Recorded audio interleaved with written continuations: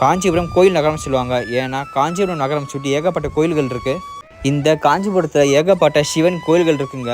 ஆனால் எல்லா சிவன் கோயில்லையும் அம்மன் சன்னதி இருக்காது. ஏன் தெரியுமா உங்களுக்கு?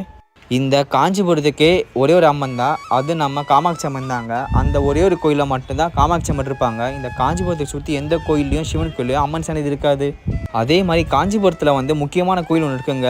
நம்ம அத்திவரதர் இருக்கிற வரதராஜ பெருமாள் கோயில். இந்த காஞ்சிபுரம் நகரம் சுற்றி ஏகப்பட்ட கோயில்கள் இருக்குங்க. 150 சிவன் கோயில்கள் இருக்குது, ஏகப்பட்ட பெருமாள் கோயில்கள் இருக்குது, முருகர் கோயிலும் ஒன்று இருக்குங்க.